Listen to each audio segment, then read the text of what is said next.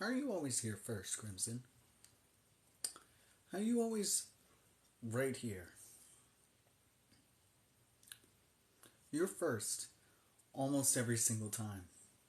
I'm not calling you out or anything. I just think it's kind of wild. Hello. Good to see you guys again. I'm not in cosplay today because I was working on a wig. Okay, so you're ready. You're ready to go.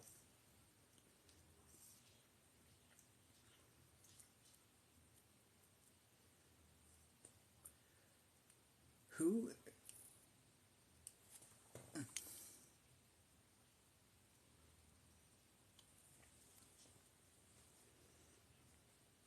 is it? Just a generic man? Sorry, TikTok was like, one of your friends is live, and I'm like, who's live? Oh, who? Is that just a generic thing?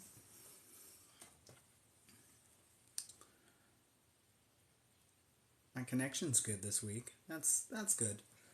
That's good news. I like it when the Wi-Fi works out. You should work on wigs tonight. If you haven't, work on your wigs. They need that. Don't be like me, where you start on a wig and then you don't work on it for 2 to 4 business weeks after you start. Don't be like me. My Deckham wig has been sitting there for like half finished for like half a month, and I was like, I gotta finish this. And I'm like, why? Oh, every single Tuesday you try and get in a cosplay again, and it doesn't work out. And last week I didn't do anything because I was busy. I was busy. Family things.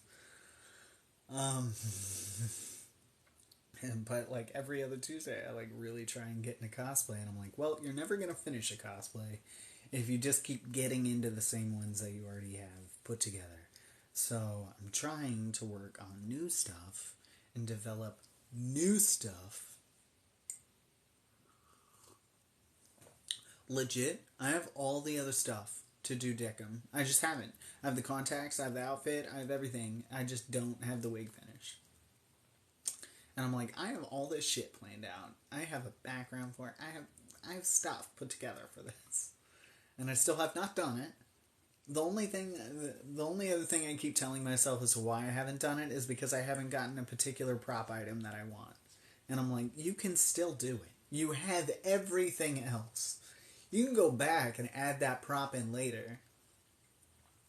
And I'm like, no, it has to be completely how I want it from the get go, or I'm not doing it. Which is an unrealistic way of dealing with things, right? There's always going to be stuff that you want that you're just not gonna. Mannequin parts. I wanted mannequin parts. I found it's cheaper to buy mannequin parts, like legs and such, than just the mannequins. So ever since then, I was like, I'm gonna get them mannequin parts. I'm gonna suspend them from the ceiling, like a crazy person. And I'm like, I don't need to. You don't have to have those things to do this. You have all the rest of the things. The wig is just sitting over there half finished, so I was trying to work on the wig. Yeah, you must have everything before you plan anything at all. And I'm like, that's not realistic. That's just not. Not if you have like a job and a limited income. Like, you're never gonna have everything you need before you start doing the thing.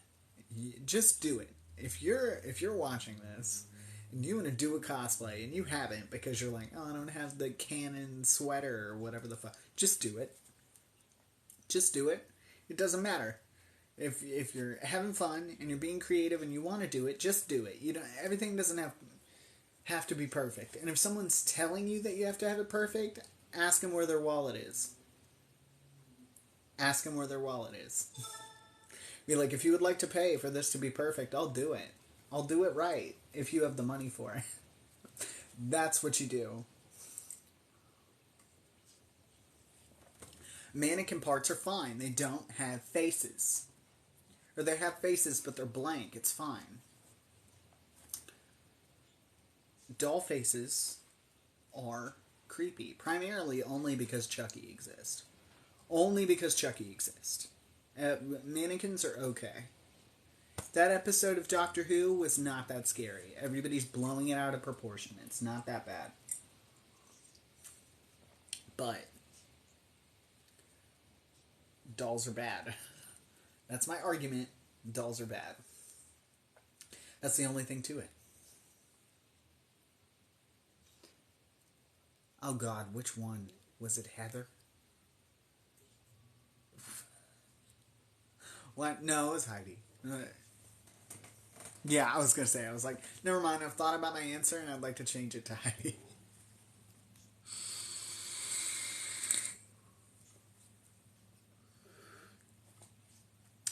I'm sorry for diminishing your fear of that Doctor Who episode. It was legitimately creepy. It just wasn't creepy to me, and that's okay.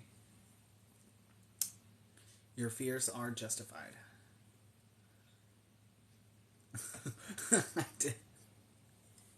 I've never seen Heather the Musical, so I'll take your word for it, and also I'm taking that as a direct criticism for some reason.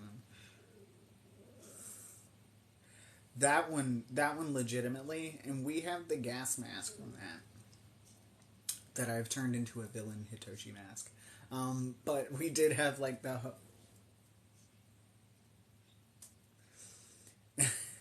and that one still gets me. That episode, the "Are you my mommy?" That one.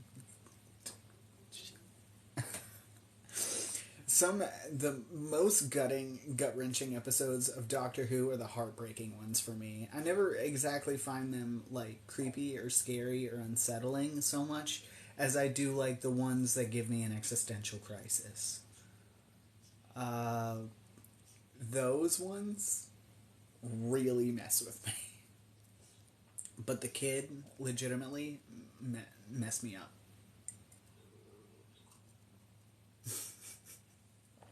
That'll be the only thing that gets me.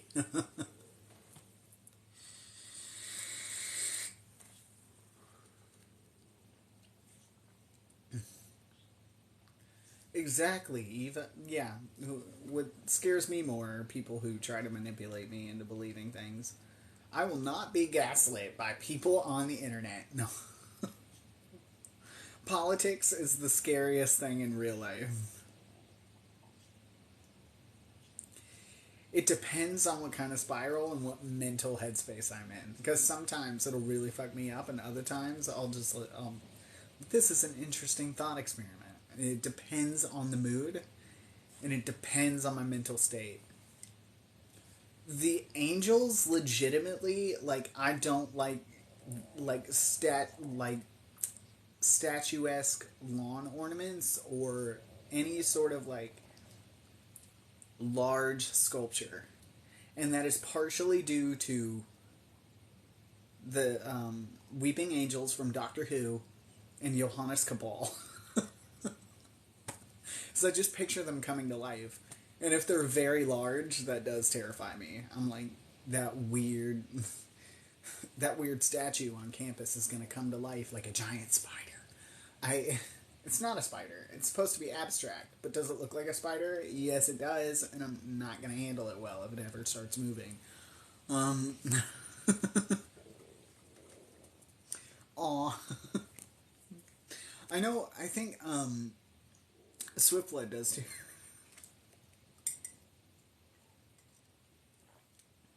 But like, if you have, like, a small replica of a weeping angel, I'm like, that's fine. But if there was a full life-size, like, whenever there's a full life-size statue of an angel, no. Because if it ever starts moving, we're fucked. If it ever starts moving, we have problems.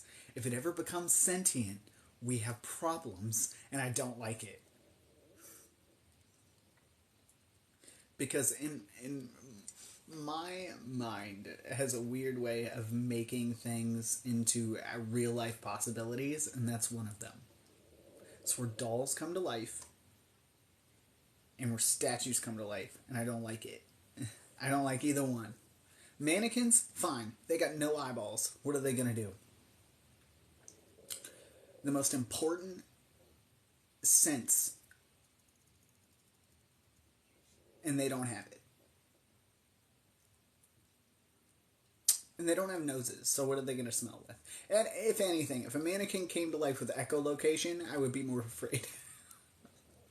Why would I be afraid of a mannequin with echolocation? Because echolocation is more of a sense of touch than it is of sound, than you think it is. And it's weird when you look up stuff on echolocation. If a mannequin had echolocation, we would all be in trouble. Then I would be afraid of mannequins.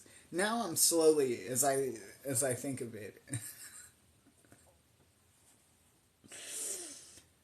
not my developing fear of mannequins on stream. We have stuff to do. We don't have to talk about existential, realistic, or unrealistic fears of statues, mannequins, and dolls all night, because this is the book club and we're gonna read a book. So if y'all want to read a book, if you want to talk about your existential fears, we can, but we won't get around to reading, and that's up to you guys. You guys can determine what happens, but I got a book to read if y'all want it. What do you mean, what if angels and mannequins combine? Don't say that. Why would you say that? It depends on how they were combined, because if the statue combined with the mannequin, like the plush ones instead of the plastic ones, then they squishy. Not as much of a danger. Anyway, but if they combine with the plastic ones, in a weird way, stone is more fragile than plastic. Because think about it, plastic doesn't break down. And when you burn it, there's like environmental hazards to burning plastic. But stone, you can push over. It'll break. But plastic doesn't break down that easily. So if you were to, you could break it, but it doesn't, there's not a lot of way. Even if you separated the parts, would the parts be able to operate independently of the body? Like just one plastic mannequin arm crawling itself across the floor with his fingertips? Okay, never mind. Whatever. Exactly. Like, what if the excess matter that you've now turned into an environmental hazard smoke, would that be sentient?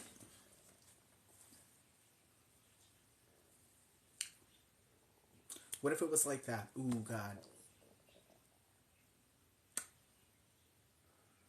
Oh God, who's the author? Writes a lot of sci-fi. What is it? Swarm? Prey? Prey? Swarm? I haven't read it in so... Michael Crichton. There we go. Michael Crichton. Where it was like, oh God, I wish I could remember. I think it was Prey. Or something. But it was like a swarm of insects, but it was more like... It developed into like an airborne pathogen that was sentient. I don't know. I can't super remember it. It's been like 15 years. Yes, it was Hexus, and it was from Fern Gully.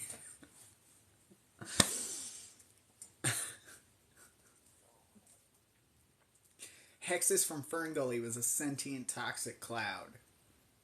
And that is what we're going with. I love Fern Gully. I love that. Love that movie when I was a kid. Okay. We have a book to read. And in case you're not on the up and up in what we do here, this is a book club. I read you a book, you listen if you like stories, if you don't like the sound of my voice, or books you might want to leave.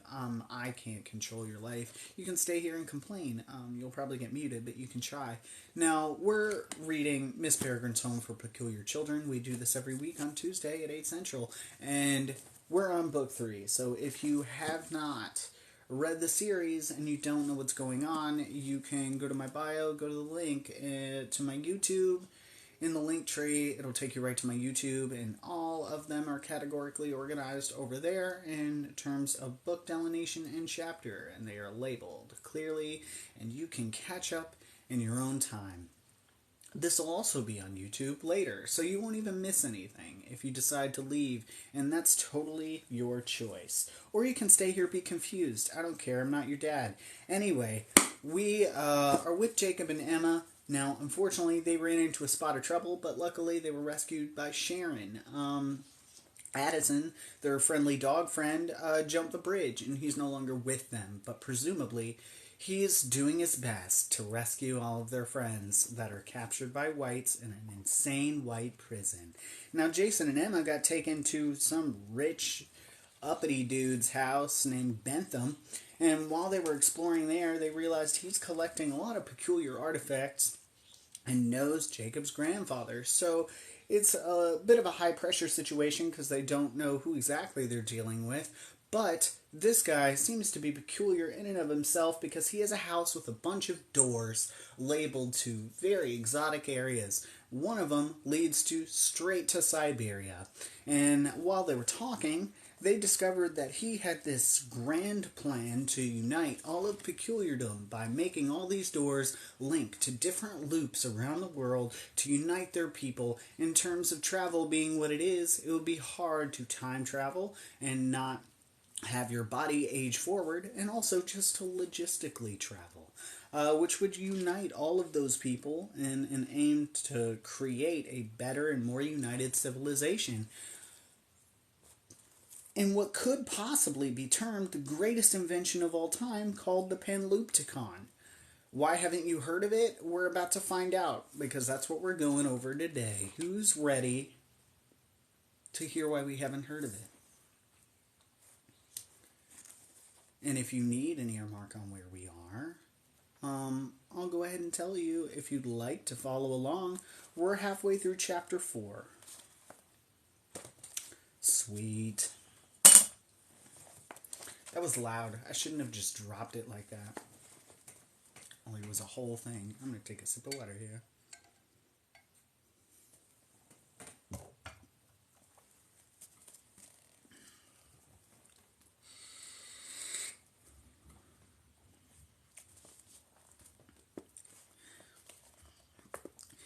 If such a wonderful thing really exists, why haven't you heard about it before now? That's it, she said, and returned to sit next to me. You've never heard about it? No one did. Because of the unfortunate trouble with my brother. Bentham's expression darkened. The machine was born with his help, but ultimately he was its downfall as well. Ultimately, the Panloopticon was never used as a tool to unite our people, as it was intended, but for quite the opposite purpose. The trouble began when we realized that the task of visiting every loop in the world so that we might recreate their entrances here was laughable at best. So far beyond our abilities that it bordered on delusional. We needed help, and a great deal of it. Luckily, my brother was such a charismatic and convincing fellow that recruiting all the help we needed proved easy. Before long, we had a small army of young, idealistic peculiars willing to risk life and limb to help us achieve our dream. What I didn't realize at the time was that my brother had a different dream than I did. A hidden agenda.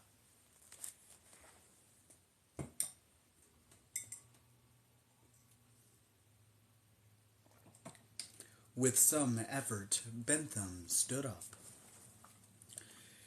There is a legend, he said. You might know it, Miss Bloom.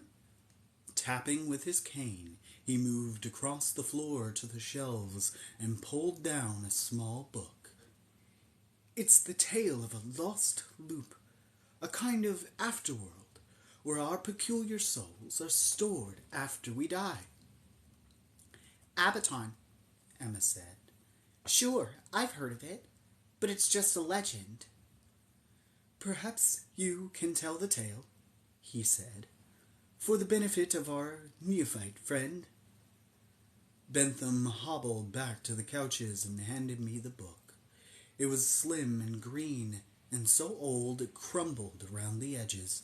On the front was printed Tales of the Peculiar. "I've read this," I said. "Part of it, at least." "This edition is nearly 600 years old," said Bentham. "It was the last to contain the story Miss Bloom is about to recount, because it was regarded as dangerous. For a time it was a criminal act simply to tell it, and thus the book you hold is the only volume in the history of peculiardom ever to have been banned." I opened the book. Every page was handwritten in ornate, superhumanly neat script, and every margin was crowded with illustrations. "It's been a long time since I heard it," Emma said tentatively. "I'll help you along," Bentham said, lowering himself gently onto the couch. "Go on." "Well," Emma began, "the legend goes that back in the old days, the really, really thousands of years ago old days, there was a special loop peculiars went to when they died." "Peculiar heaven?" I said. "Not quite. We didn't stay there for all eternity or anything. It was more like a library." She seemed uncertain of her word choice and looked to Bentham. "Right?" "Yes," he said, nodding. "It was thought that peculiar souls were a precious thing in limited supply, and it would be a waste to take them with us to the grave. Instead, at the end of our lives, we were to make a pilgrimage to the library, where our souls would be deposited for future use by others. Even in spiritual matters, we peculiars have always been frugal-minded." "The first law of thermodynamics," I said. He looked at me blankly. "Matter can neither be created nor destroyed, or souls, in this case." Sometimes I surprise myself with the things I remember from school. "The principle is similar, I suppose," said Bentham. "The ancients believed that only a certain number of peculiar souls were available to humanity, and that when a peculiar was born, he or she checked one out, as you or I might borrow a book from a library." He gestured at the stacks around us. "But when your life, your borrowing term, was over, the soul had to be returned." Bentham gestured to Emma. "Please, go on." "So," Emma said, "there was this library. I always imagined it filled with beautiful glowing books, each containing a peculiar soul. For thousands of years, people checked out souls and returned them just before they died, and everything was rosy. Then one day, someone figured out that you could break into the library, even if you weren't about to die, and he did break in, and then rob the place. He stole the most powerful souls he could find and used them to wreak havoc." Emma looked at Bentham. "Right?" "Factually correct, if a bit artless in the telling," Bentham said. "Use them," I said. "How?" "By combining their powers with his own," Bentham explained. "Eventually, the library's guardians killed the rogue, took back the stolen souls, and set things right. But the genie was out of the bottle, so to speak. The knowledge that the library could be breached became a poison that spread throughout our society. Whoever controlled the library could dominate all peculiardom, and before long, more souls were stolen. There dawned a dark time, in which the power-mad waged epic battles against one another for control of Abaton and the Library of Souls. Many lives were lost. The land was scorched. Famine and pestilence reigned while peculiars with power beyond imagination murdered one another with floods and lightning bolts. This is where normals got their tales of gods fighting for supremacy in the sky. Their clash of titans was our battle for the Library of Souls.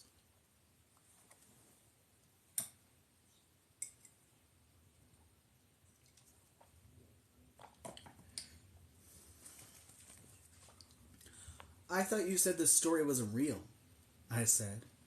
I'm getting to that, Bentham said, then turned to Nim, who was hovering nearby.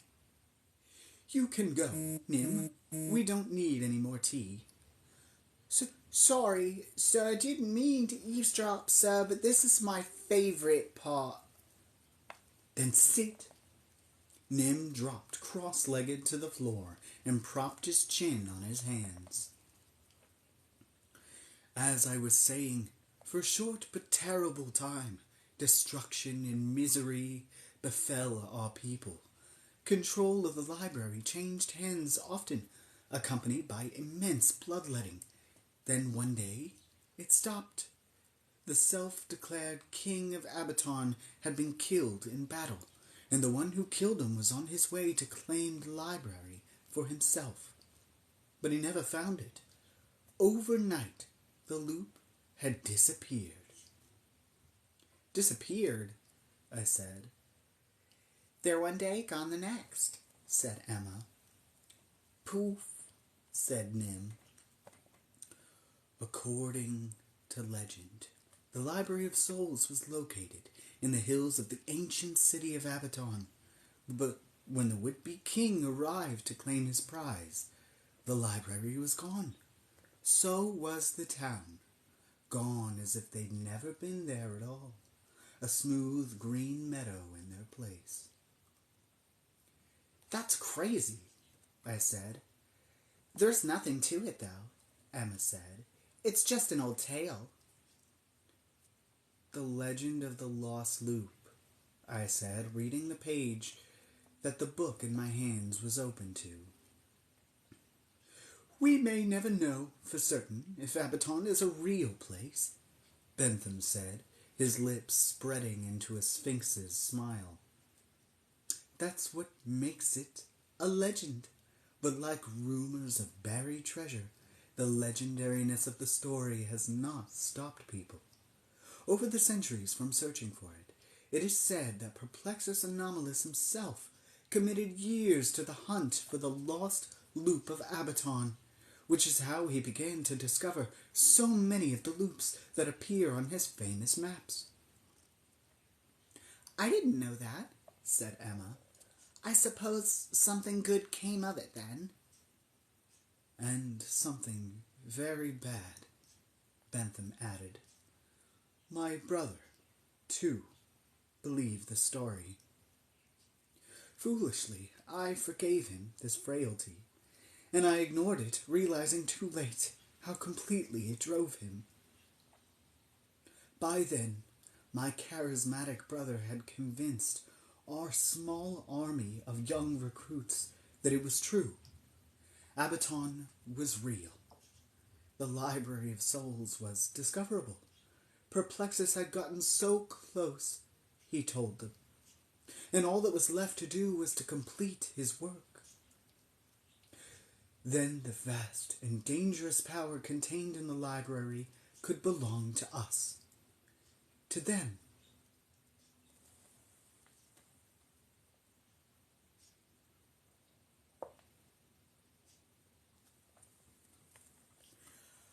I waited too long, and this idea became a cancer.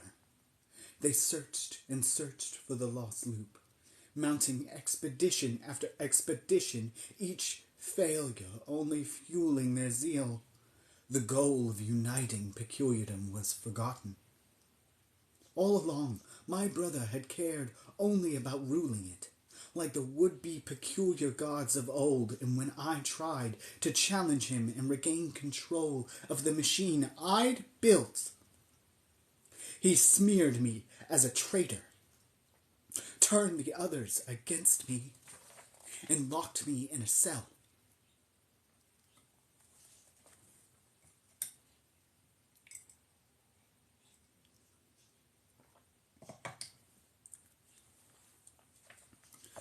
Bentham had been squeezing the crook of his cane like a neck he wished he could wring, but now he looked up, his face gaunt as a death mask. Perhaps, by now, you've guessed his name. My eyes snapped to Emma. Hers were wide as moons. We said it together. Call. Bentham nodded. His real name is Jack. Emma leaned forward. Then your sister is... My sister is Alma Peregrine, he said.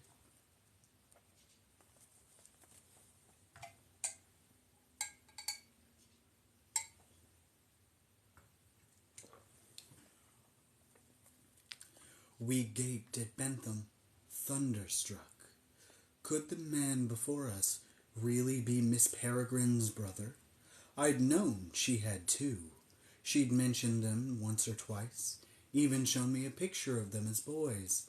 She told me the story, too, of how their quest for immortality led to the disaster in 1908 that turned them and their followers into Hologast and, later, the whites we knew and feared. But she'd never mentioned either brother by name, and her story bore little resemblance to the one Bentham had just laid out. If what you say is true, I said, then you must be a white. Nim's mouth fell open. Mr. Bentham is not. He was ready to stand and defend his master's honor when Bentham waved him off. It's all right, Nim. They've only heard Alma's version of things, but there are gaps in her knowledge. I don't hear you denying it, said Emma. I'm not a white, Bentham said sharply. He was also not accustomed to being questioned by the likes of us, and his pride was beginning to poke through his genteel veneer.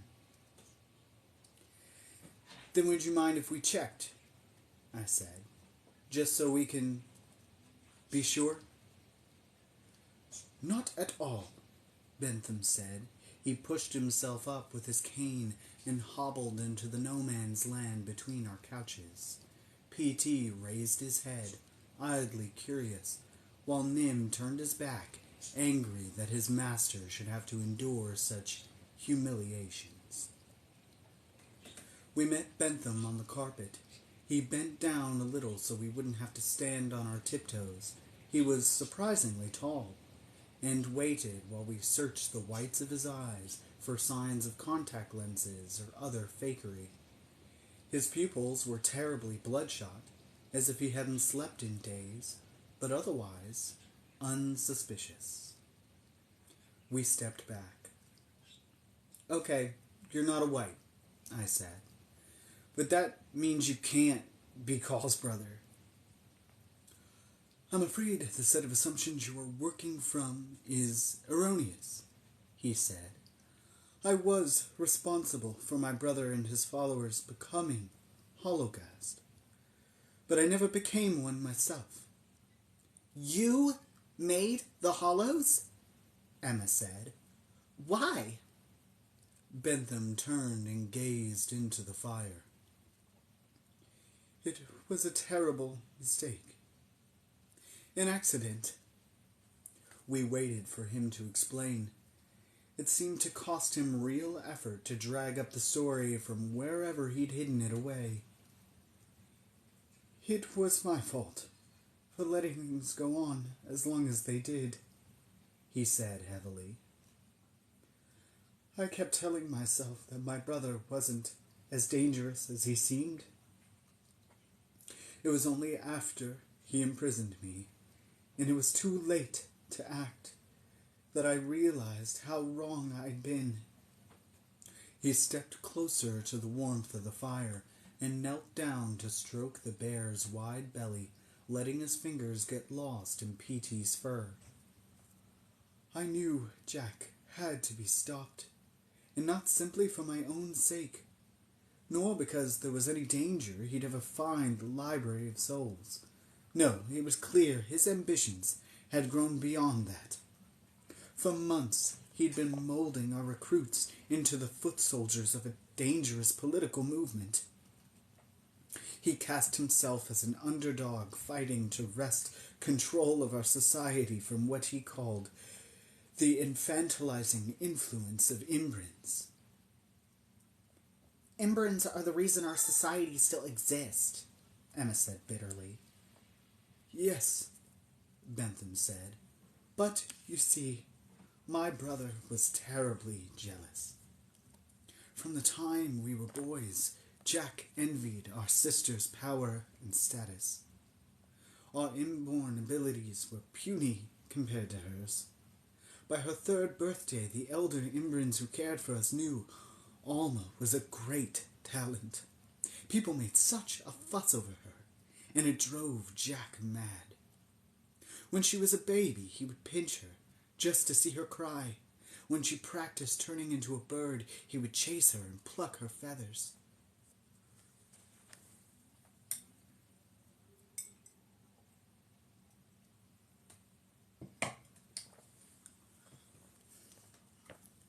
I saw an angry flame curl up from one of Emma's fingers, which she extinguished in her tea.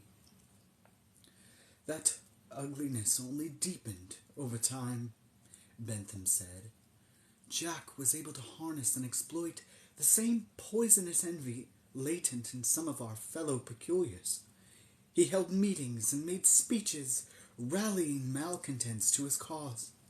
Devil's Acre was fertile ground, since many of the peculiars here were exiles, alienated from and hostile to the Imbrinic matriarchy. The Claywings, Emma said. Before the whites became whites, that's what they called themselves. Miss Peregrine taught us a little about them. We don't need their wings, Jack used to preach. We'll grow wings of our own. He meant this metaphorically, of course.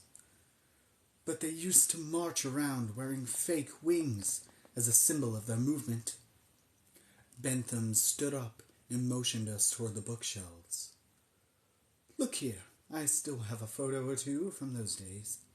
A few he wasn't able to destroy. He pulled down an album from a shelf and turned to a picture of a large crowd listening to a man speak. Ah, here's Jack giving one of his hateful speeches.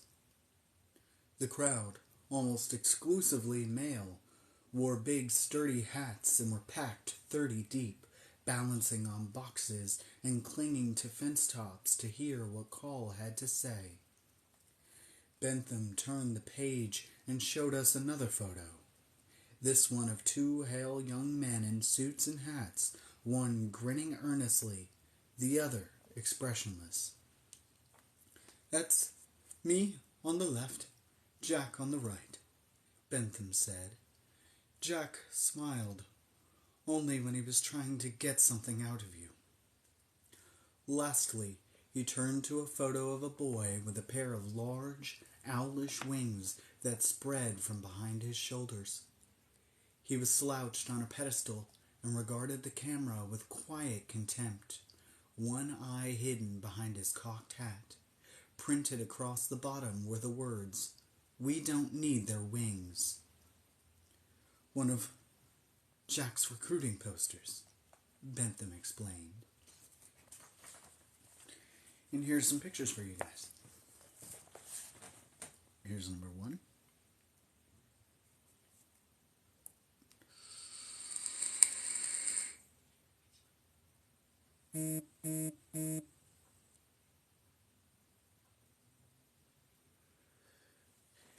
Here's number two.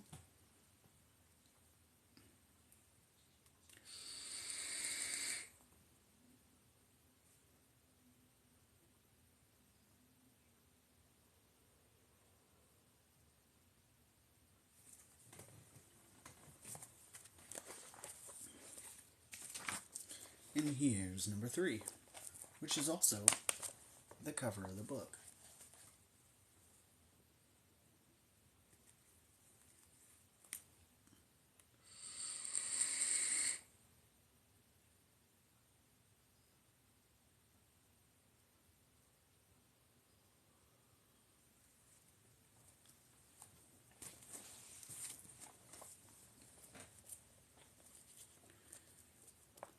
Bentham held the second photo closer, studying his brother's face.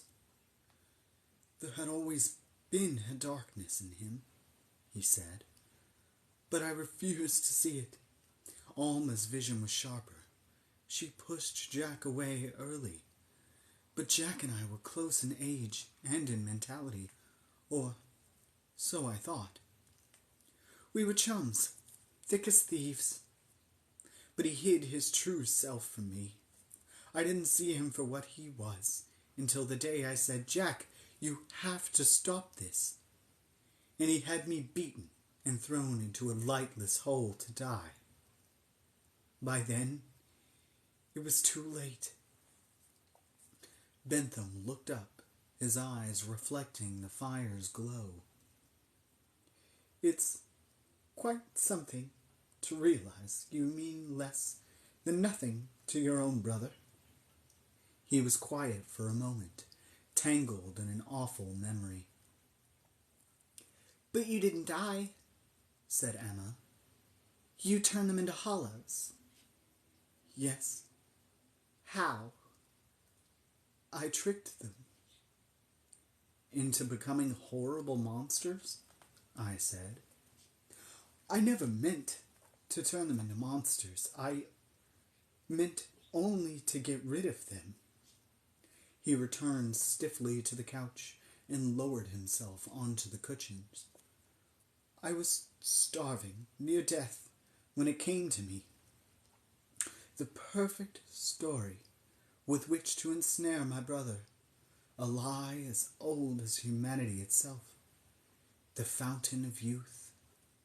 With my finger I scratched it into the dirt of my cell floor, the steps of an obscure loop manipulation technique that could reverse and forever eliminate the dangers of aging forward. Or so it seemed. In reality, that was just a side effect of what the steps truly described, which was an arcane and largely forgotten procedure to collapse loops quickly and permanently in an emergency. I pictured the auto-destruct button of a sci-fi cliché, a supernova in miniature, stars winking out. I never expected my trick to work so well, Bentham said. A member of the movement whose sympathy I had earned circulated my technique as his own, and Jack believed it. He led his followers to a distant loop to enact the procedure, and there, I hoped, they would slam the door behind themselves forever.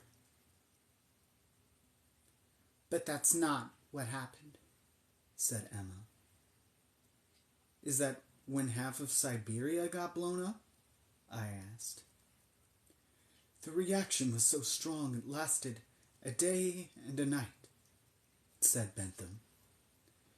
There are photos of it, and of the aftermath. He nodded at the album on the floor, then waited while we found the pictures. One, taken at night in some indistinct wilderness, was striked by a jet of vertical flame, a massive but distant release of white-hot energy that lit the night like a skyscraper-sized Roman candle. The other was a ruined village made up of rubble and cracked houses and trees raked clean of bark. Just looking at it, I could almost hear a lonely wind blowing, the palpable silence of a place robbed suddenly of life. And we got 2 more pictures here. First one.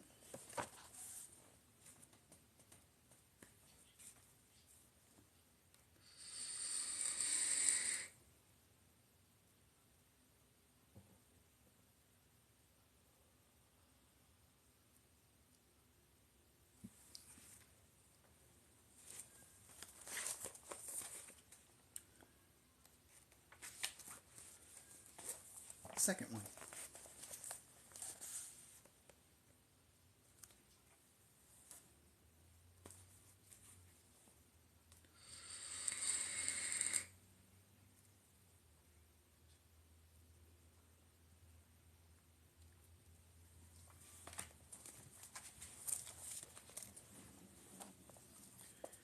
Bentham shook his head. Never in my wildest dreams did I imagine what would crawl out of that collapsed loop, he said. For a brief time afterward, things were quiet. Released from confinement, I began to recover. I regained control of my machine. It seemed my brother's dark age had drawn to a close, but it was only beginning. That was the start of the Hollow Wars, Emma said. Soon, we began to hear stories about creatures made of shadow. They were emerging from the ruined forest to feed on peculiars, and normals, and animals, and anything that would fit between their jaws. Once I saw one eat a car, Nim said. I said, a car? I was inside it, he replied. We waited for him to elaborate. And? Said Emma. I got away, he said, shrugging. The steering column got stuck in its throat. May I continue? Said Bentham. Of course, sir. My apologies. As I was saying, there wasn't much that would stop these new abominations, save the odd steering column and loop entrances. Luckily, we had plenty of those, so most of us dealt with the hollow gas problem by staying put in our loops, venturing out only when we had no choice. The hollows didn't end our lives, but they made them vastly more difficult, isolated, and dangerous. What about the whites? I asked. I imagine he's coming to that, said Emma. I am, said Bentham. 5 years after encountering my first hologhast, I met my first white. There was a knock at my door after midnight. I was in my house, safe inside my loop, or so I thought. But when I opened the door, there stood my brother Jack, a bit worse for wear, but looking like his old self, save his dead eyes, which were blank as unmarked paper.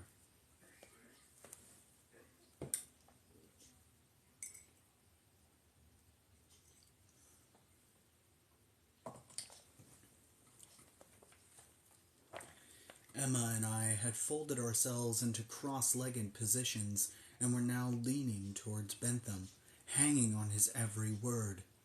Bentham stared over our heads with haunted eyes. He'd consumed enough peculiars to fill his hollow soul and turn himself into something that resembled my brother, but wasn't quite. What little humanity he'd clung to through the years was gone completely, leaked away with the color in his eyes.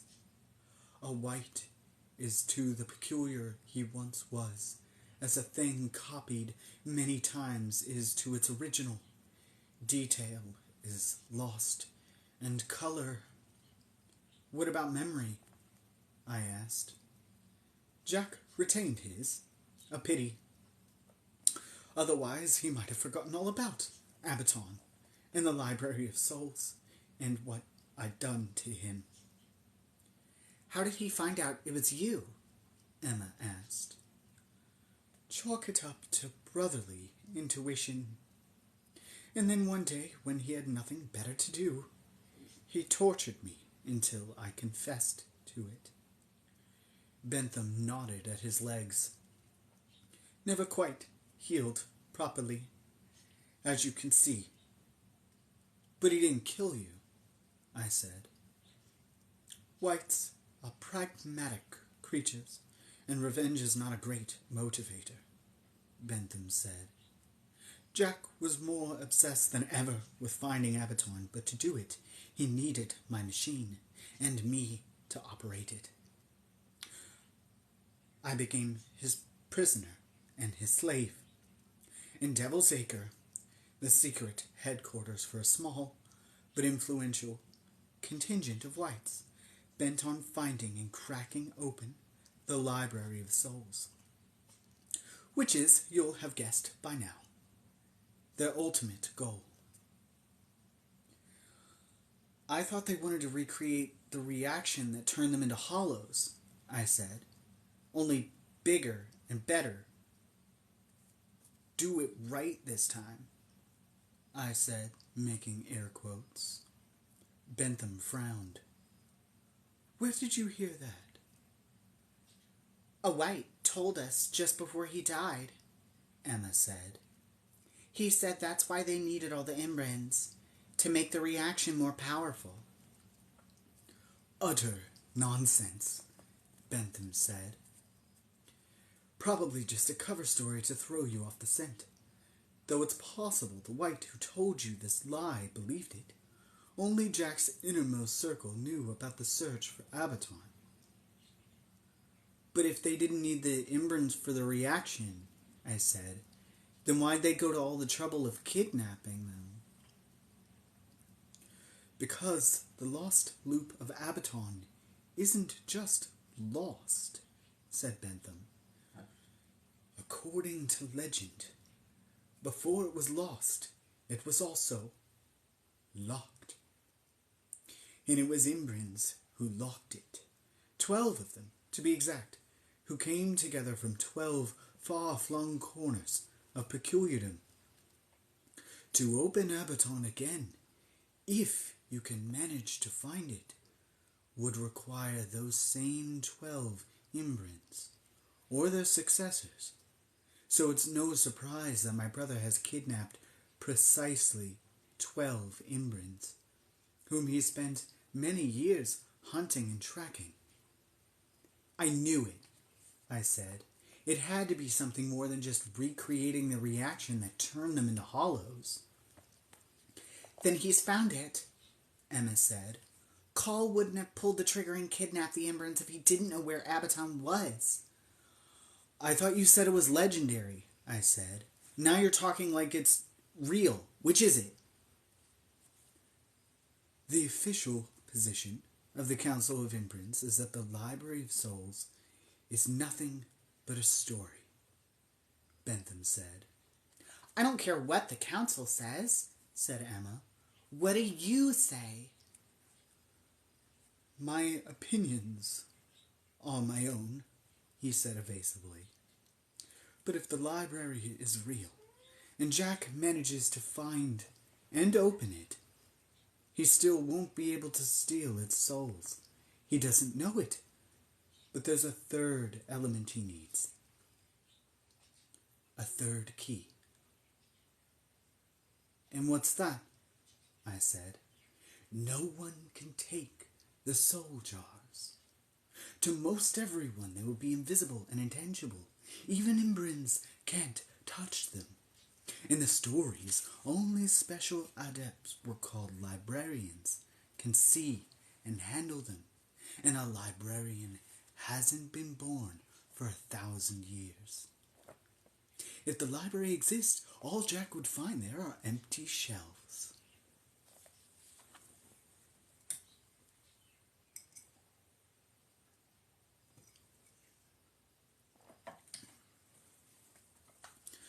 Well, that's a relief, I said. Yes and no, said Emma. What's he going to do when he figures out the Imbrans he spent so long hunting are useless to him? He'll go mad. That's what I worry about most, Bentham said. Jack has a bad temper, and when the dream he's nurtured for so long dies. I tried to imagine what that could mean, all the tortures a man like Call might be capable of, but my mind recoiled from the idea. It seemed the same horrors had broadcast themselves to Emma, because what she said next was sharp and charged with anger. "We're going to get them back." "We share a common goal," Bentham said, "to destroy my brother and his kind, and to save my sister and hers. Together, I believe we can do both." He looked so small in that moment, sunk into the massive couch, Kane leaning against his rickety legs, that I nearly laughed. "How?" I said. "We'll need an army." "Incorrect," he replied. "The whites could easily repel an army, luckily. We have something even better." He looked at Emma and me, his lips curling into a smile. "We have the both of you. And luckily for you, you have me." Bentham leaned on his cane and rose slowly to his feet. "We have to get you inside their fortress." "It seems pretty impenetrable," I said. "That's because it is, conventionally speaking," Bentham replied. "In the years when Devil's Acre was a prison loop, it was designed to hold the worst of the worst. After the whites returned here, they adopted it as their home, and what had been an inescapable prison became their impenetrable fortress." "But you have a way in," Emma guessed. "I might, if you can help me," Bentham said. "When Jack and his whites came, they stole the heart of my Panlupticon. They forced me to break my own machine, to copy its loops and recreate them inside their fortress so that they could continue their work in a more protected location." "So there's another one?" I said. Bentham nodded. "Mine is the original, and theirs is the copy," he said. "The two are linked, and there are doorways in each that lead to the other." Emma sat up straight. "You mean we can use your machine to get inside theirs?" "Correct." "Then why haven't you?" I said. "Why didn't you do it years ago?" "Jack broke my machine so irrevocably that I thought it could never be fixed," Bentham said. "For years, only one room has remained functional, the one that leads to Siberia. But though we've searched and searched, we haven't found a way through it into Jack's machine." I remembered the man we'd seen peering into the crevasse, looking for a door, it seemed, deep in the snow. "We need to open other doors, other rooms," Bentham said. "But to do that, I need an adequate replacement for the part Jack stole, the dynamo. At the heart of my Panlupticon, I've long suspected there's something that might work. A very powerful, very dangerous item. But though it exists right here in Devil's Acre, getting one has never been possible for me. Until now." He turned to me. "My boy, I need you to bring me a hologast."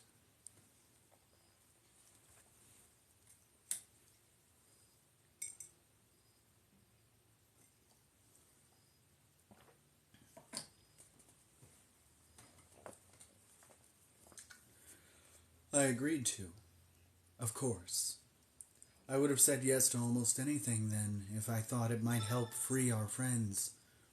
It occurred to me only after I had said it, though, and Bentham had clapped his hands around mine and shook them, that I had no idea where to get a hologast. I was sure there were plenty inside the White's fortress, but we'd already established that there was no getting inside. That's when Sharon stepped out of the shadows that had been growing at the edges of the room to give us a bit of good news.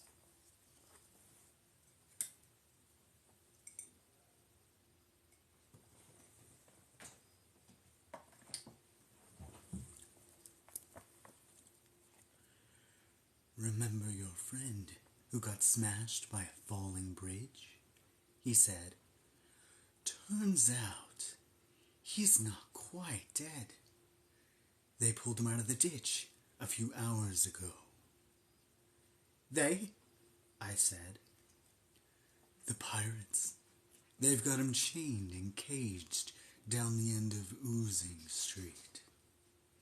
He's causing quite a stir, I hear."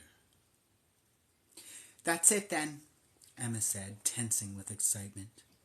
"We'll steal the hollow and bring him back here, restart Mr. Bentham's machine, open a door to the White's fortress, and get our friends back." "Simple," Sharon said, and he let out a barking laugh. "Except for that last part." "In the first," I said. Emma stepped closer to me. "Sorry, love, I volunteered your services without asking. Think you can handle that hollow?" I wasn't sure. True, I'd been able to make it perform a few spectacular moves in Fever Ditch, but bringing it to heel like a puppy and leading it all the way back to Bentham's house and asking a great deal of my rudimentary hollow taming skills. My confidence, too, was at an all-time low after my last disastrous encounter. But everything hinged on me being able to do it. "Of course, I can handle it," I took too long to say. "When can we go?" Bentham clapped his hands. "That's the spirit." Emma's gaze lingered on my face. She could tell I was faking. "You can leave as soon as you're ready," Bentham said. "Sharon will be your guide." "We shouldn't wait," Sharon said. "Once the locals have had their fun with that hollow, I reckon they'll kill it." Emma picked at the front of her poofy dress. "In that case, I think we should change." "Naturally," said Bentham, and he sent Nim to find us clothes more befitting to our errand. He returned a minute later with thick-soled boots and modern work pants and jackets, black, waterproof, and with a bit of stretch to them. We retreated to separate rooms to change and then met in a hallway. Just Emma and me dressed in our adventure clothes, rough and shapeless. They made Emma look slightly mannish, though not in a bad way. But she didn't grumble. She just tied back her hair, snapped her head to attention, and saluted me. "Sergeant Bloom, reporting for duty." "Purtiest soldier I ever did see," I said, drawling out a terrible John Wayne impression. There was a direct correlation between how nervous I was and how many dumb jokes I made, and right now I was practically quaking, my stomach a leaky faucet dripping acid all over my insides. "Do you really think we can do this?" I said. "I do," she said. "You never doubt? Ever?" Emma shook her head. "Doubt is the pinprick in a life raft." She stepped close and we hugged. I could feel her trembling ever so slightly. She wasn't bulletproof. I knew then that my shaky faith in myself was starting to dig a hole in hers, and Emma's confidence was what had held everything together. It was the life raft. I'd come to regard her faith in me as somewhat reckless. She seemed to think that I should be able to snap my fingers and make Hologas dance at will, that I was allowing some inner weakness to block my ability. Part of me resented that, and part of me wondered if maybe she was right. The only way to find out for sure was to approach the next hollow with an unshakable belief that I could master it. "I wish I could see myself the way that you do," I whispered. She hugged me harder, and I resolved to try. Sharon and Bentham came into the hall. "Ready?" Sharon asked.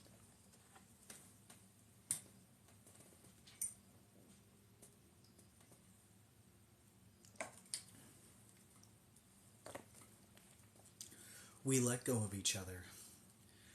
"Ready," I said. Bentham shook my hand, then Emma's. "I'm so happy you're here," he said. "It's proof, I think, that the stars are beginning to align for us." "I hope you're right," Emma said. We were about to go when a question came to me that I'd been meaning to ask the whole time, and it occurred to me that, in a worst-case scenario, this could be my last chance to ask it. "Mr. Bentham," I said, "we never did talk about my grandfather. How did you know him? Why were you looking for him?" Bentham's eyebrows shot up, and then he smiled quickly, as if to cover his moment of surprise. "I missed him. That's all," he said. "We were old friends, and I hoped I might see him again one day." I knew that wasn't the whole truth, and I could see in Emma's narrowed eyes that she knew it too. But there was no time to dig any further. Right now, the future was of much greater concern than the past. Bentham raised his hand goodbye. "Be careful out there," he said. "I'll be here, preparing my Panopticon for its triumphant return to service." And then he hobbled back into his library, and we could hear him shouting at his bear. "PT, up! We have work to do!" Sharon led us down a long hall, his wooden staff swinging and his massive bare feet slapping the stone floor.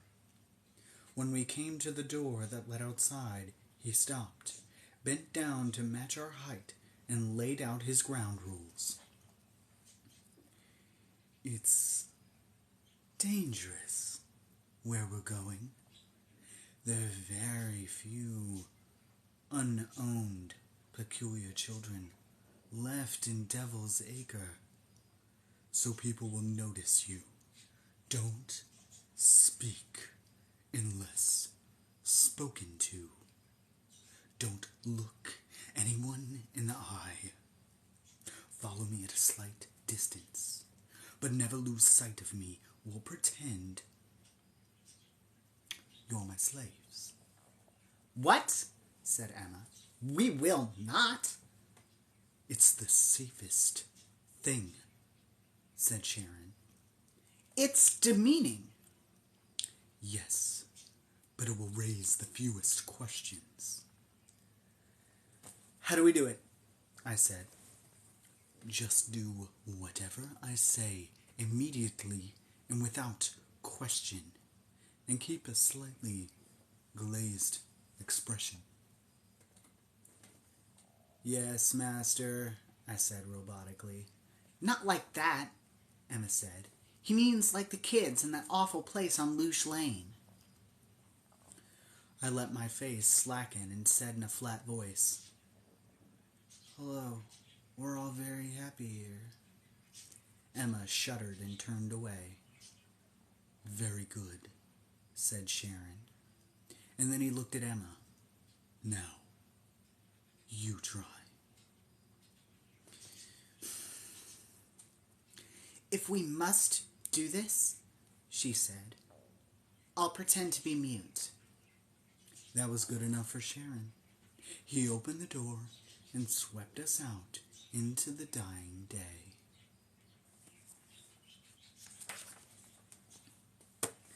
And that is the end of chapter 4. How long is chapter 5? Probably really long, if we're thinking about it.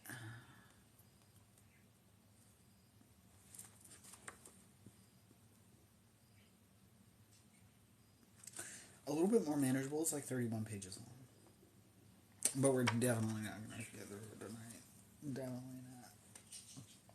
But at least it's not 60 pages like they have been, which is why we keep having to break up chapters. But I think not taking an intermission is working a little bit for me. It's working a little bit. Mainly because I think I'm just getting used to sustained talking. Before I did this, before I started going live and reading to people, I don't talk a lot with people. I didn't talk a lot in general. Um, I've probably talked more since joining TikTok than I have in the entirety of my fucking life. Um, which is saying something. But I have recorded so much. I used to record in smaller batches, but now I'm recording a whole. Grandmaster of Demonic Cultivation has stretched my capabilities to its limit because I try and get through so much in a night because I have so much content. And it's taken me so long to get like a lot of the names and a lot of the sword names and a lot of the things that I feel like I can read for longer without having problems now. Whereas before, my throat would get really sore and my mouth would get really dry, and I'd be like, I can't do this anymore. And now I feel like my vocal cords get more exercise, and when you exercise something more, the capacity is greater for what it can and cannot do. And I think it's really helped me as a narrator. And not having an intermission and just sustaining it the entire time is helping. And I feel like we can get through more for longer if I don't. So I'm going to try that. I'm going to try not doing intermissions anymore. Why are you apologizing? It's a really fun project. I'm still working on it, by the way. I know I don't like talk because I don't want to complain too much about anything. I'm trying to see. That's the thing is I don't want you to be sorry. Quit apologizing. I'm having a great time. But I'm still working on it. And the other day I was like, Dave had just woken up and I was talking to the cat and I was like, "You're such a good kitty today. You didn't interrupt my recording at all. You didn't scream into the microphone or lay on my laptop. Such a good kitty." And Dave was like, "Recording what? What were you recording?" And I was like, "Grandmaster of Demonic Cultivation." He was like, "Oh, you're still working on that? I thought that was forever ago." And I was like, "No. Still working on it. It's a 5-book series." Just because I don't talk about it doesn't mean I'm not working on it. And he was like, "My bad." And I was like, "Also, you're asleep when I work on it, so I don't go over my entire itinerary with you." But it was just so funny. He was like, "Oh, I thought you were doing that ages ago." I was like, "Nope. Still happening, Dave. Still happening. Still.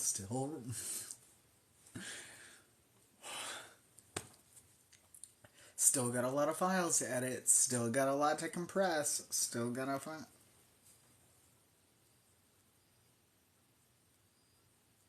I was just like, "What do you mean?" I've been working on it for a long time. It just doesn't help that matters that I can only do it for a couple hours before everybody starts waking up and making noise, and then I can't get anything done. But then, in the times where everybody's awake and making noise, I can edit. But then I also have a full-time job and pizza to deliver and nonsense to do. And wigs to style. This fucking wig is haunting me. It's in the corner of my vision, sitting on the desk, and I'm like... But yeah, we're getting there, but I just thought it was wild. But yeah, I think the no intermission is working for me, so we're gonna do that. Also, if we do get through the chapter, nobody misses anything. Instead of, some people have to leave earlier than others, some people have work earlier than others. And so that way, if we do get through the chapter relatively quickly, nobody misses anything. So everybody's still here, still invested. Yeah, not enough hours to... Yes. I need more hours to do gremlin things. like record and do wigs and work on my lighting, work on soundproofing this room. I got soundproofing panels that have just been poofing up in the corner. That door's getting done first. That makes the most noise. You can hear everything through that door. That's getting done first. First. That door. I'm so aggressive about this, the sound quality. I hear Dave cough in the next room, and I'm like,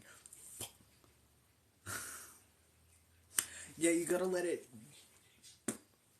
spread out. So you gotta let it sit for like 24 hours for it to spread out, because they're compressed when you get them. So in the package, they're like, they came in not one, but 2 vacuum sealed bags that make sure it compresses them to about this thin. And they're like slowly spreading out, and they've gotten to like, so they're ballooning to like, it's still like, they're still like in their little brick, but they're like a foot long now. Yeah, that's why, is they compress them and vacuum pack them, so then when you let them sit, they've just slowly been accordioning in the corner, like spreading out like a weird fucking accordion in the corner. And they're like a foot and a half, taking up a foot and a half each now. They're spreading over there in the corner so I can get this room together. Because I have been getting into cosplay every week, and I'm like, I really need to redo this room. I need to clean it. I need to get everything down off the walls. I gotta maneuver stuff around, and I'm like, I want to clean this room before I start just shoving shit on the walls. So I cleaned up a little bit in here today, and then I have been letting the soundproof panels like poof out in the corner. And then I'm gonna wash that door, wash these walls, take everything down off the walls, wash them, and then start at the door and then work around. Start at the door and the windows and then work my way around. That's what we're gonna do. And that closet makes a lot of noise. That's my plan. And then we won't have a whole lot of extra noise. The sound quality is gonna be okay. I have to edit so much out, just random noises. The cat, the birds, the crickets, everything. Suppression. I have edited my microphone setting because I'm getting better with the microphone, the fancy new microphone that I got. Adjusting the settings on that motherfucker so that now, like, it auto suppresses while I'm recording in some instances. So, and now I'm like, this is super bumtastic that I recorded a bunch of Grandmaster of Demonic Cultivation, just me hand editing all the birds out of it. There's some that I even can't even edit out, so you're gonna get surprise birds.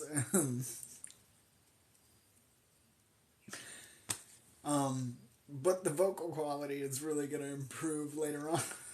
Halfway through, you're just gonna be like, oh, it got way better. I hope it's not too rough in the beginning. I really do not. It's been a while since I edited the first couple chapters, so I'm like, how bad is it? If I go back and listen to it and compare it to the latter, to what I'm in the middle of recording now, how bad is it going to be if I go back to like chapter like 1, 2, and 3? Probably bad. Probably bad. I don't know. Maybe I'll re-record them. I don't know. I shouldn't. It's taking up way too much time, and I'm like, I feel bad for making you wait.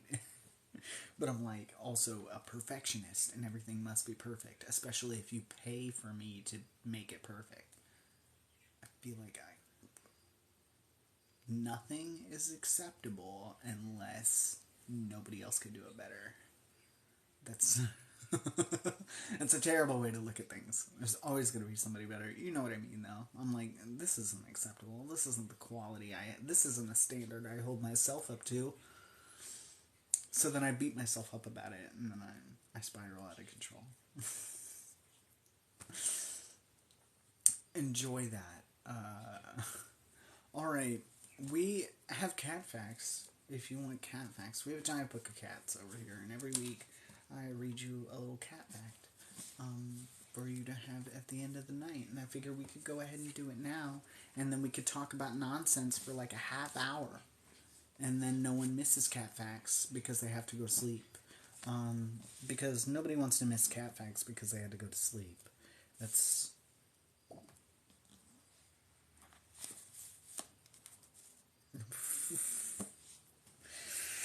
See, that's the statement that worries me. I bet it's gonna be great. And I'm like, what if it's not though? What if I don't think it's great? I'm like, okay, cool. We're gonna start our section on domestic cats. This is gonna be fun. All domestic cats trace their ancestry back to the African wildcat, which researchers believe domesticated itself after the wildcats realized how many rodents they could find inside and around the food storehouses of humans. Indeed, archaeologists have found ancient human remains with ancient pet cat remains close at hand, showing how humans cared for cats even very long ago. Where domestic dogs were selectively bred for work tasks like herding or hunting, domestic cats were bred for beauty and sometimes for personality. From the tiny munchkin cat to the huge Maine Coon cat, there's a size and shape of domestic cat for everyone. Some breeds are naturally occurring, meaning populations of domestic cats develop traits from breeding among their local group. This is especially true for cats on small islands or in other isolated locations, like the bob-tailed Manx cat. Other breeds have been developed through human intervention, both before and after the advent of genetic science. Today, geneticists can help all cat breeds stay healthier and try to avoid inherited health problems, but some breeds are in genetic trouble after decades of close breeding and extremely shallow breed standards. Cat breeding is also a small silo within the whole population of pet cats around the world.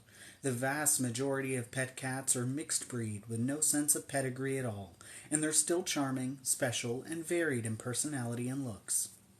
One of the best parts of learning about breeds is seeing if you can spot traits in your everyday house cat shares with a cat fancy kind of cat.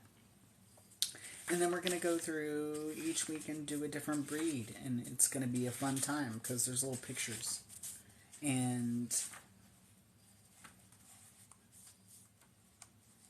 I just want to go ahead and say now,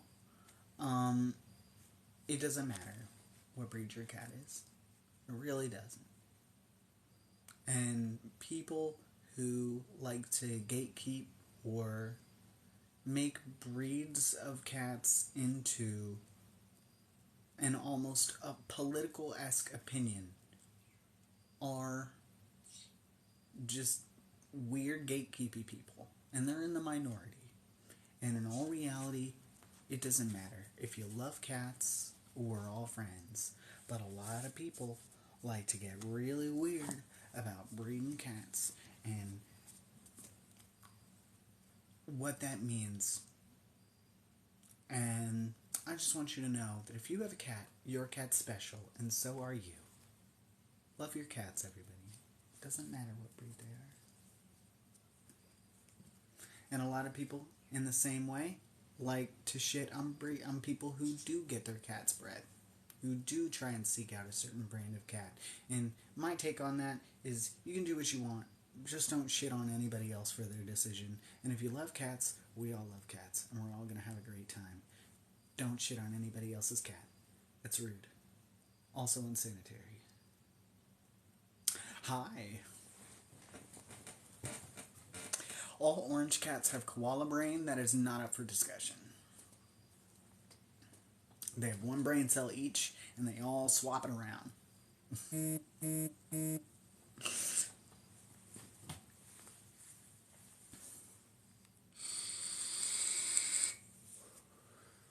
Anyway, now that we're done, anybody else want to have an existential crisis again about Doctor Who? Except Momo. Except Momo.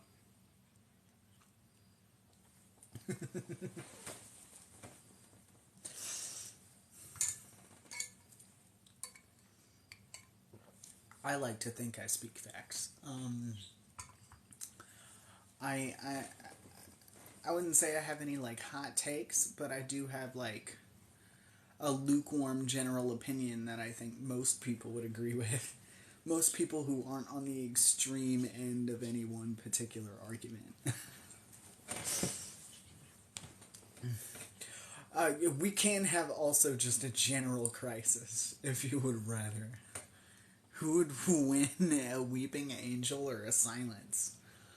Well, that would depend. We would need more information on that for specifics, okay? Because the thing is that both are inherently dependent on you turning your back or not looking, right? So, one, in this scenario, would we consider,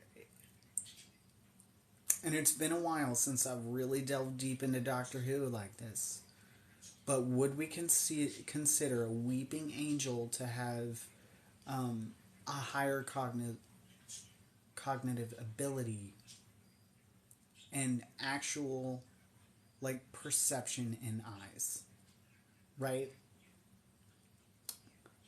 Is what that would be dependent on, I feel like.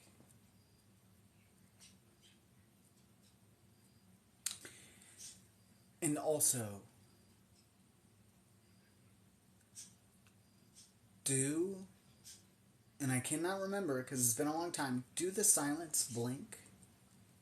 Do the silence blink?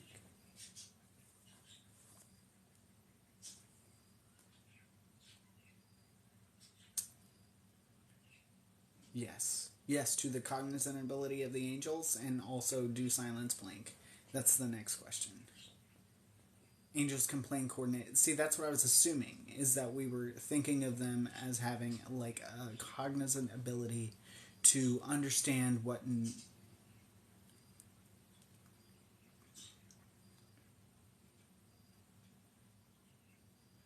Denny's like, I'm out. Denny's like, screw this conversation. No.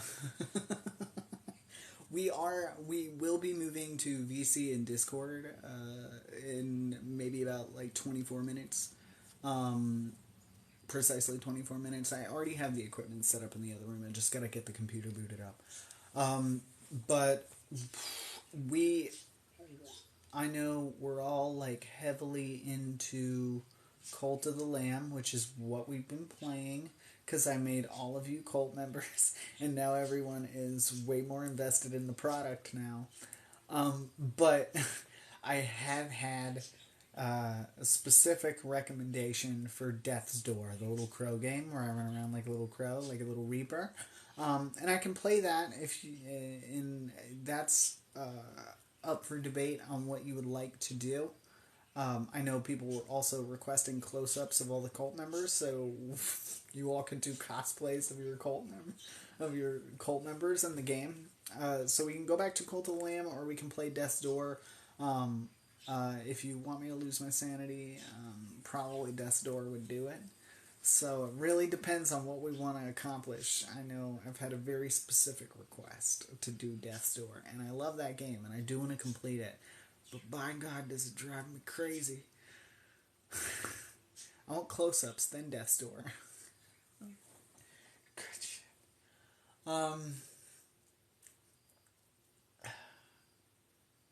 Yeah, I suppose I can do that. Because we're really close to beating Cult of the Lamb, too. So that kind of bums me out, but okay.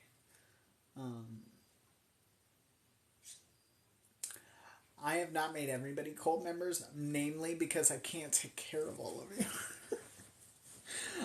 No, the thing is that the cult members keep dying, and then I keep reviving the old ones, and I don't want to make more of you, and then have you not make it. So I haven't made everybody yet, but I've made a good swath of people. Like, I've had multiple people shout out requests.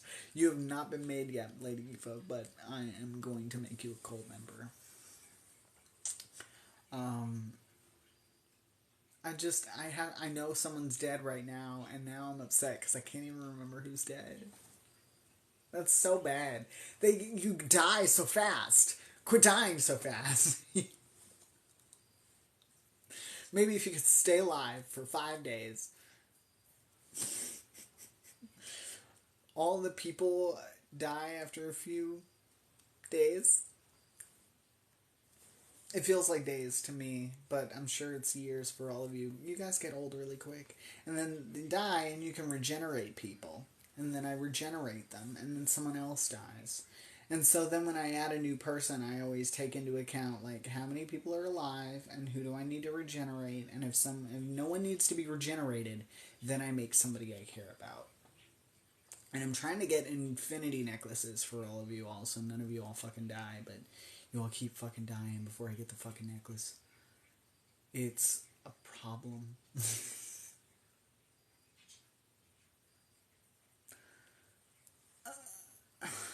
You were old last time. It doesn't help that I also made even more of you. I will tell you, Lady Aoife, you are one in my game, my personal game that I don't show on stream. I made all of you in my game too because it was really fun.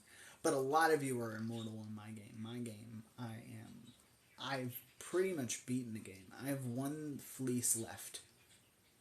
I have one fleece left in my game.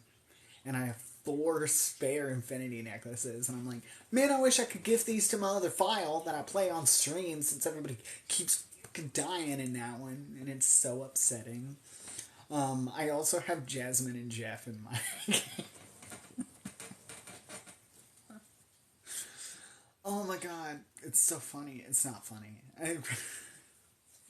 But now I'm like, I think the only one who doesn't have a necklace in my personal game is Lonzon, and that's because he keeps dying on mission trips, and then someone, like, gets him ready, and then I bury him with the necklace that he keeps having on, and then I've regenerated him, like, 4 times, and each time I'm like, I gotta take that other damn necklace off, and then I don't. So then he dies again, and I don't take the necklace off. He's died, like, 10 times in my file. It's so wild.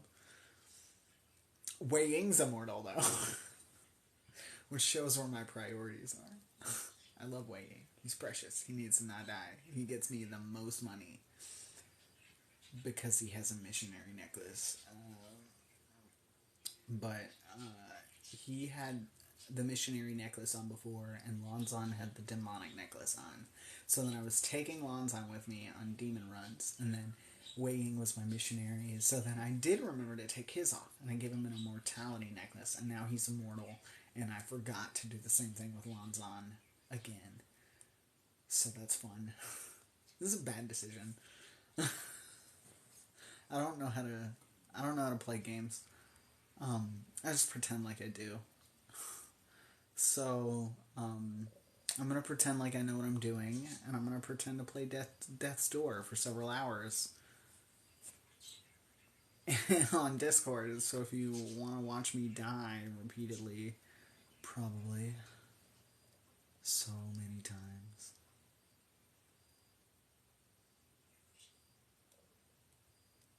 I got in so much nonsense. My worst fear is me catching up to where I am in the game. Is because that area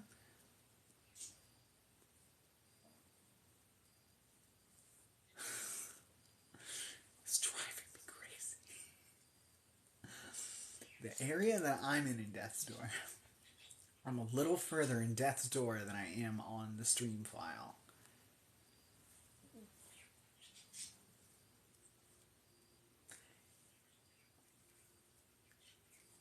It's not going great. Every time I try and boot it up, I get so frustrated out of my mind because the entire you die when you go. Well, okay, you don't die, but you lose like a hit point, which you only have like 4 of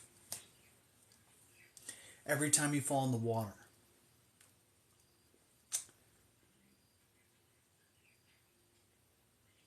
Which would be fine if you weren't in an area surrounded by water. And one of your best defensive techniques, if you've been playing the game up to this point, is dodge rolling out of the way. You dodge roll, you can't stop the dodge roll, right? So you just dodge roll into the water. every 5 minutes. I die more from rolling into the water than getting hit by enemies. I'm going to be perfectly honest. That is my number one method of death in Death's Door, is just rolling into the water off of whatever mother platform I'm on. Can't stop it. You can't redirect it. So, like, you just gotta move. Like, you can't dodge roll. You have to just move out of the way. You can't roll at all. Just stop rolling. But it's deeply ingrained in you to roll by this point, because everything you've done so far is on land. So I'm like, every single time, I'm like, don't roll. Do not roll. Do not roll. When we get to this area, you don't roll. You know what you're not going to do? Roll. Don't do that. And then I roll. And then I roll into the water. And then I'm like, why did you do that? And then I get back up. And then I do it again on instinct. I'll be doing fine and I won't roll for a while. And I'm like, I'm moving out of the way. I'm doing so well. And then an attack will take me off guard. I'll roll and I'll go straight into the water. Straight into the water. Why did I say it like that? But yeah, I go straight into the water and I die repeatedly from that alone. More than I am hit by enemies, which is so frustrating. The most frustrating. And by God, if I get to this dumb frog at the end of this level and he's in the water, I'm gonna lose my fucking mind.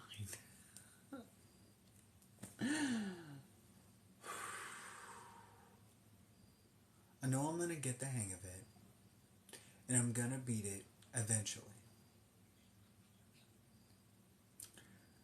But if it is not an absolute struggle to get there,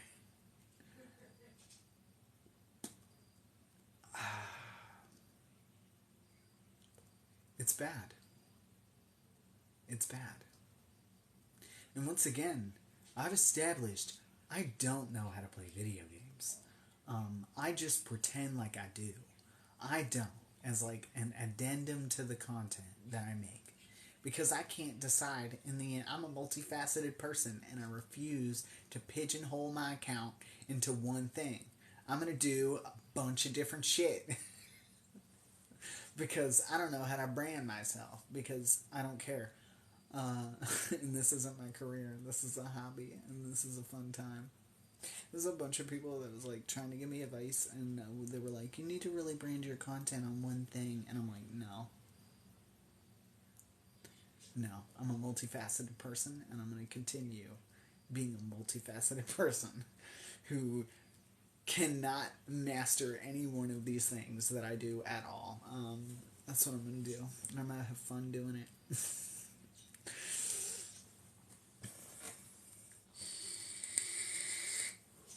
So we're going to have a fun time with me who likes to pretend that I can play video games, and we're going to play Death's Door. I'll get you all screenshots of all your little buddies. And then you can cosplay all your little buddies. And I gotta make Lady Gifa in our file. I haven't, because I'm pretty sure someone's still dead. And I'll feel really bad if, like, multiples of you are dead at a time and I have to choose. That's the worst bit. That's the worst bit, is when multiples of you are, like, deceased, and I'm like... I think at one point it was, Diana and Ray were dead at the same time, and I was like... Which one do I do? And then I just ended up being like, well, Diana died first, so we're gonna revive Diana first. And then Ray stayed dead until the next time, and then I revived Ray. So heartbreaking. I'm like, don't make me choose stuff. And then people's cats died. I've named a bunch of them after people's cats, which I did before I started making you guys cold members. I was like, I'm gonna make them all cats, like a doofus. Like an absolute fucking moron. I put everybody's cats into the game. Like, I'm not gonna get emotionally attached to all the cats in the game. Why did I do that? It was Chris, and we revived him first. Just I was like, who did I forget how it happened, how it went down, but I was sitting there and I was like, I didn't think this through when I made everybody cult members. Yeah, aren't we really glad that nobody... Don't give me your cat's name. You've died, like, more times than anybody else. I don't know why you're dying so fast. I'm gonna need you to stop.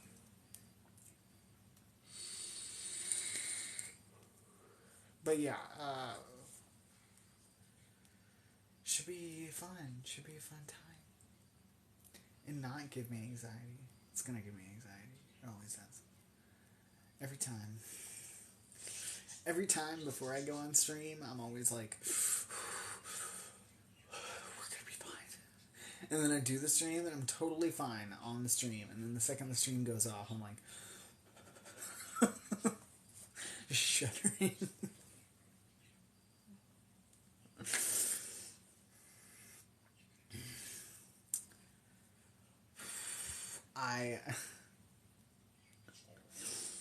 I could understand why you wouldn't want to be a part of my cult. If anybody wants to opt out of the cult, you can feel free. If anybody doesn't want their cat in my cult anymore, just say the word. There's not any repercussions for leaving. You just get to go. We're a chill cult. You can leave anytime you want, and I'm not gonna force anybody to stay there if no one wants to be there.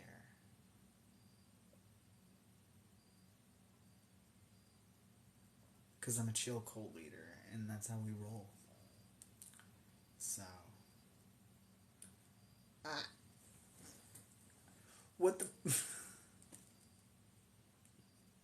Soon you're gonna be immortal, so... Everybody's gonna be immortal eventually. That's how the game goes. I get enough... Here's my goal.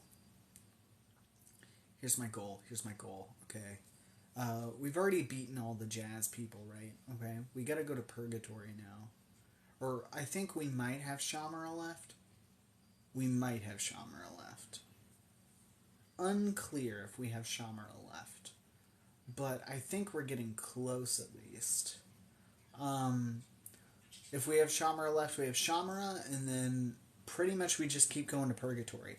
Purgatory pauses the time that elapses while you're away on quest. So you don't have to worry about brainwashing everybody, making sure they have enough food, making sure they don't shit themselves. That's all handled. You leave, you come back, everything is exactly the way it is. In fact, it's more frustrating just to wait for the next day to elapse so you can go back to Purgatory. And each fleece that you get is like an achievement. Yes, that's why we haven't gotten Shamara yet, because we needed to sacrifice a net.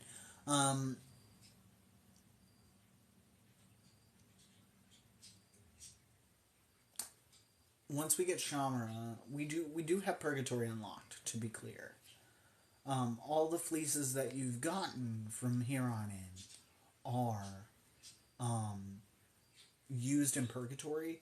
Each one has its own level, and you have to beat that level wearing that fleece. So whatever effect the fleece has on the run, where some of them are like, you deal a percentage damage increase every time you land a hit, but every time you get hit, it resets. Or like something like that. You have to complete that level with that fleece and get to the end, and then you get an achievement. And there's like one fleece that we haven't unlocked that's not on the board. That's not even on the board to unlock. And I don't know how to unlock it. My only thought process is you have to beat Purgatory and all the boss runs and all the things with all the fleeces, and then you get the last one. And then you can fight the angel. We named him Malachi in the stream file. Mine's name is Miro. But I think you can fight the angel. I'm not 100p on this. I haven't looked anything up because I like to be surprised. And I just want to assume that that is what is going to happen. And then, I feel like you can get everybody in your cult can get the Eternity Necklace, and then no one dies. Is the plan. And then we just have like a little happy community of outcasts with no God. Just like in real life. Except we'll all be immortal, obviously. Is my theory. It's my thought process.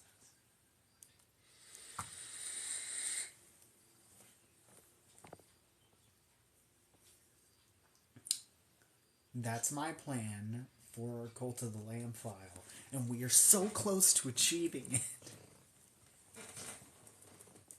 We're so close. We just gotta get a net up there. We gotta get a net to trust us enough. So when we sacrificed Keith. We sacrificed Keith. He's gone. Forever, ever. And then we're gonna sacrifice a net to the other door. We're gonna get Shamra, and then we can do the rest of the things.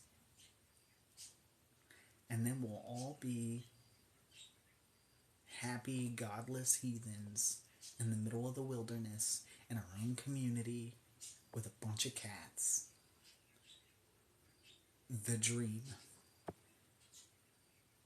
That's why I think I like Cult of the Lamb so much, and I'm like, it's just what I'd really like to do. Live with a bunch of cats in the wilderness. And I have no God. No God or kings. That's all I ever wanted. Exactly. And that's... I just really like Cult of the Lamb. It's so soothing. I like Death's Door, but it's not soothing. It's just infuriating. It's really fun and beautiful, and I love looking at it. But we're gonna have Brooklyn Rage all night. Brooklyn Rage. Does anybody understand that reference? I'm old. I don't know if we've discussed this. I'm old.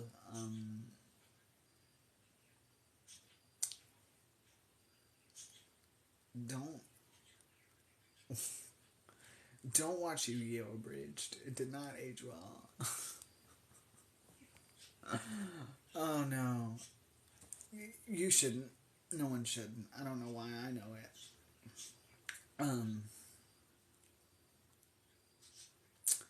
But yeah, I'll get you some screenshots.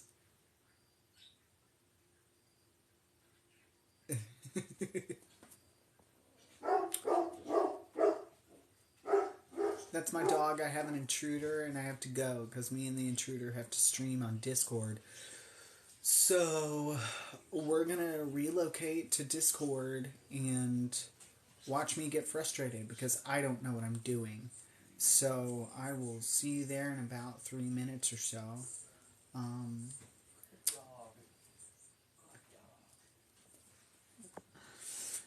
So I'll see you guys next week at 8 p.m. Central, and I'll read you another chapter of the Library of Souls, and we're all going to have a great time. Thank you for coming. Don't let the door hit you on your ass on the way out.